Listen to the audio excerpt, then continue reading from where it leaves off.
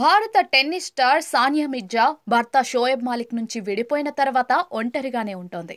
తన కుమారుడు ఇజాన్ మిర్జాతో కలిసి దుబాయ్లో నివసిస్తోంది. ప్రస్తుతం తన కొడుకు ఆలన పాలనలోనే ఎక్కువగా సమయం గడిపేస్తోంది ఈ టెన్నిస్ క్వీన్.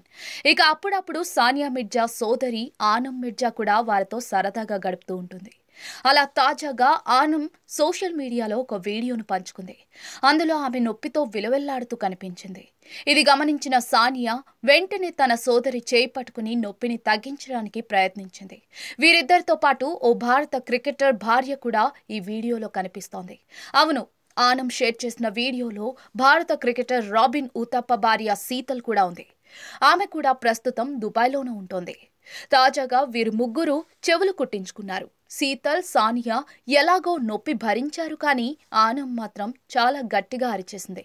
దీంతో వెనకాల నిలబడిన సానియా వేగంగా ముందుకు వచ్చి ఆనం చేతిని గట్టిగా పట్టుకుని నొప్పిని తగ్గించేందుకు ప్రయత్నించింది. ఇందుకు సంబంధించిన వీడియో ప్రస్తుతం సామాజిక మాధ్యమాల్లో వైరల్ గా మారింది. కాగా దుబాయ్లోని ఓ ప్రముఖ ఇయర్ పియర్సింగ్ సంస్థ ప్రమోషన్ కోసం సానియా, ఆనం, శీతల్ చెవులు కుట్టించుకున్నట్లుగా తెలుస్తోంది.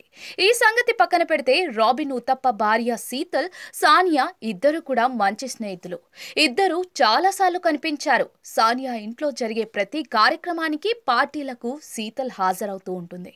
ఇది మాత్రమే కాదు, రాబిన్ ఉతప్ప కుమారుడు, సానియా మిర్జా కుమారుడు కూడా స్నేహితులుగా మారిపోయారు.